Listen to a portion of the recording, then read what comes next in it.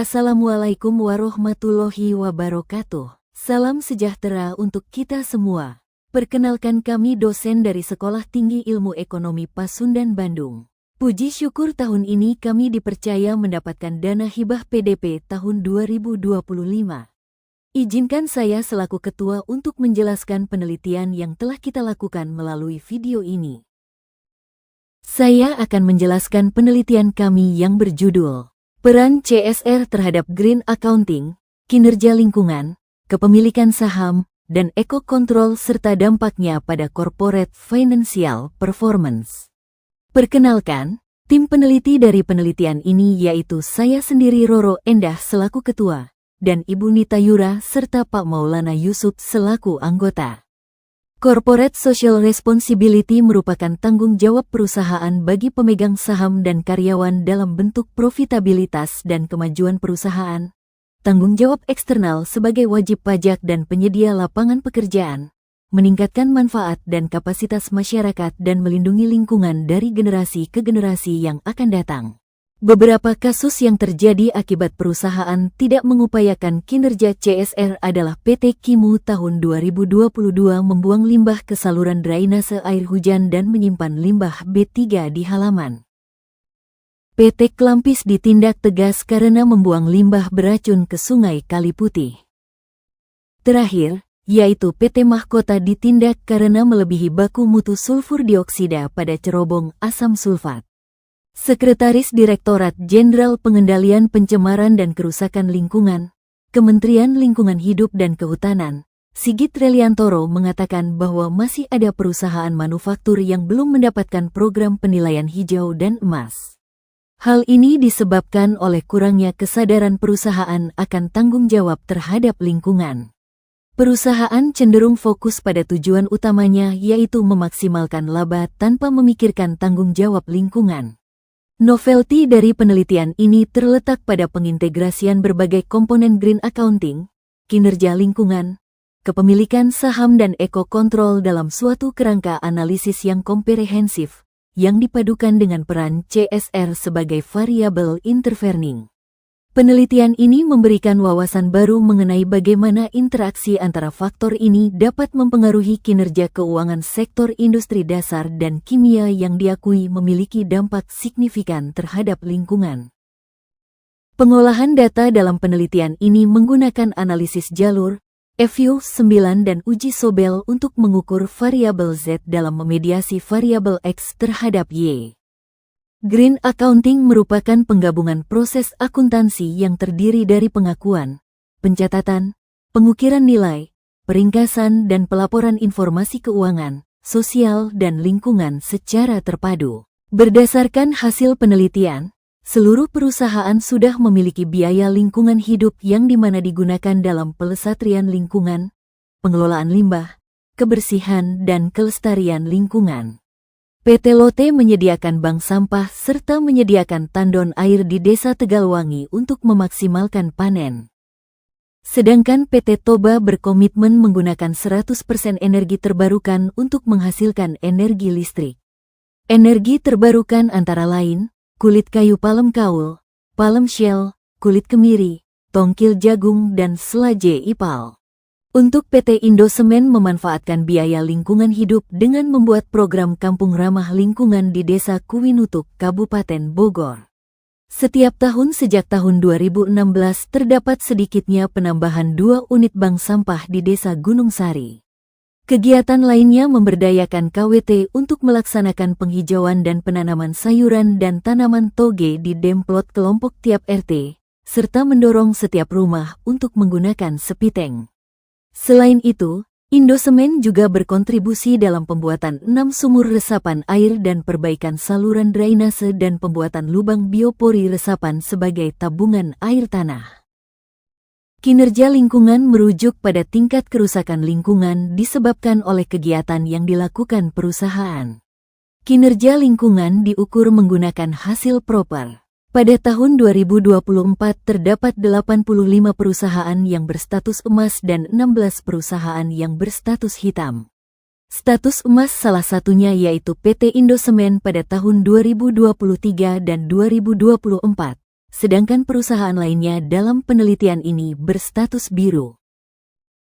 Kepemilikan saham merupakan kepemilikan saham perusahaan oleh institusi keuangan. Pada hasil penelitian PT Toba memiliki persentase terbesar yaitu 82,2% di mana total lembar saham perusahaan sebanyak 1.688 lembar dan kepemilikan saham publik sebanyak 1.388 lembar. Selanjutnya PT Lotte sebesar 69,5% di mana total lembar saham perusahaan sebanyak 8.000 lembar dan kepemilikan saham publik sebanyak 5.566 lembar.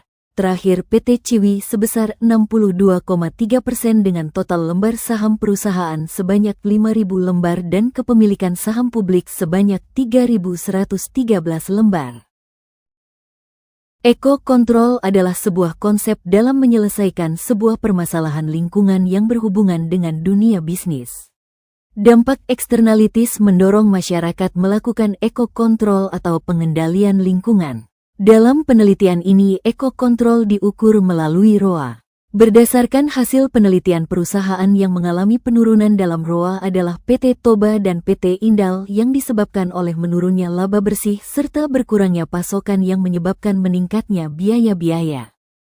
CFP biasa disebut dengan penilaian kinerja.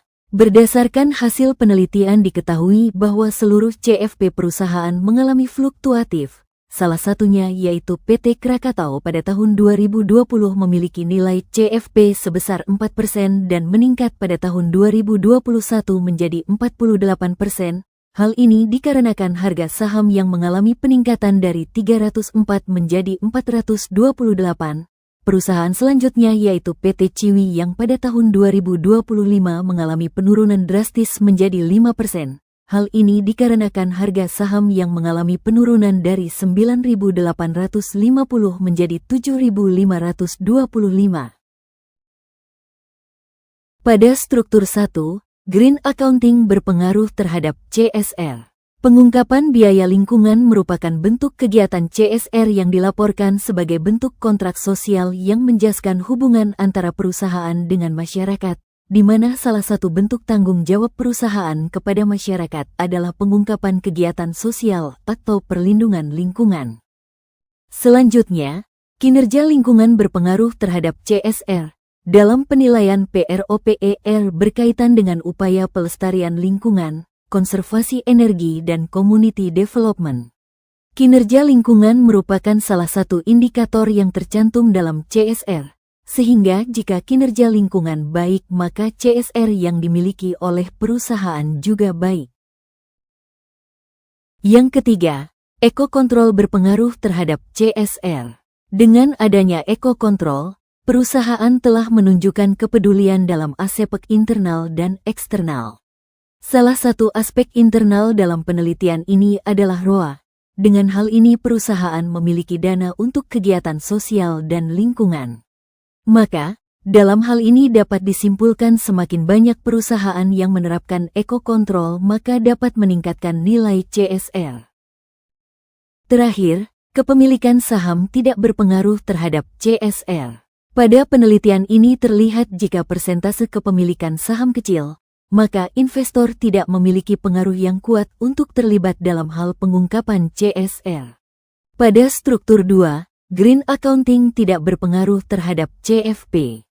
Dalam penelitian ini biaya lingkungan belum terlihat dalam laporan keuangan dan perusahaan belum memasukkan ke dalam laporan laba rugi, sehingga memungkinkan terjadinya pembengkakan pada biaya lingkungan. Yang kedua, kinerja lingkungan tidak berpengaruh terhadap CFP. Dari 40 data yang diolah oleh peneliti, rata-rata perusahaan mendapatkan peringkat biru yang artinya cukup baik dalam mengelola limbah dan melestarikan lingkungan hidup sekitar perusahaan. Namun hasil proper yang cukup baik tidak semerta mampu meningkatkan pengelolaan lingkungan. Terlihat dari masih banyaknya sampah limbah yang dibuang ke sungai dan beberapa sampah plastik yang saat ini belum menemukan solusi bagaimana mengurangi limbah plastik. Yang ketiga, eko-kontrol tidak berpengaruh terhadap CFP. Pada penelitian ini, eko-kontrol yang sudah dilakukan selama produksi, biaya yang timbul harus dikurangi melalui penerapan inovasi yang ramah lingkungan. Adanya peraturan yang mengatur segala kegiatan perusahaan, terutama yang berhubungan langsung dengan lingkungan, memunculkan penilaian dari masyarakat bahwa perusahaan sudah pasti memiliki pengendalian terhadap lingkungan sekitar. Hal ini yang menyebabkan financial performance akan tetap meningkat meskipun eco-control melemah. Selanjutnya, kepemilikan saham tidak berpengaruh terhadap CFP. Pada penelitian kepemilikan saham yang dimiliki publik rata-rata di atas 5%, sehingga kepemilikan saham perusahaan rata-rata dimiliki oleh kepemilikan umum. Dengan adanya kepemilikan saham oleh umum, memperlihatkan kinerja keuangan perusahaan yang baik dan dapat meningkatkan kepercayaan masyarakat terhadap perusahaan. Terakhir, CSR berpengaruh terhadap CFP. Hal ini terlihat semakin banyaknya perusahaan yang mengungkapkan CSR dalam laporan keuangan. Perusahaan tersebut semakin baik respon pasar dan kredibilitas perusahaannya, sehingga dapat meningkatkan penjualan. Seperti halnya PT Heron yang mengungkapkan keseluruhan aspek CSR, di mana mendapatkan respon positif dari pasar yang memberikan dampak positif bagi perusahaan serta terlihat adanya kepemilikan saham umum yang artinya masyarakat percaya kepada perusahaan yang dapat membawa kegiatan positif untuk lingkungan dan sosial. Pada uji Sobel, yang pertama yaitu CSR tidak mampu memediasi pengaruh green accounting terhadap CFP. Hal ini dikarenakan perusahaan yang mengungkapkan biaya lingkungan cenderung mementingkan masalah kegiatan lingkungan perusahaan. Akibatnya kegiatan ini menjadi pemborosan perusahaan apabila perusahaan tidak dapat mengontrol pengeluaran dan tidak melampirkan pada beban usaha di laporan keuangan. Yang kedua, CSR tidak dapat memediasi pengaruh kinerja lingkungan terhadap CFP. Kinerja lingkungan merupakan indikator pengungkapan dalam tanggung jawab sosial yang tertuang dalam laporan berkelanjutan perusahaan. Oleh karena itu, jika kinerja lingkungan baik, maka tanggung jawab perusahaan terhadap sosial maupun terhadap lingkungan sekitar juga baik. Hal ini dapat meningkatkan citra perusahaan kepada masyarakat. Ketiga, CSR tidak mampu memediasi pengaruh kepemilikan saham terhadap CFP. Hal ini karena kepemilikan saham publik yang besar dalam suatu perusahaan belum tentu mempengaruhi pengungkapan CSR pada perusahaan.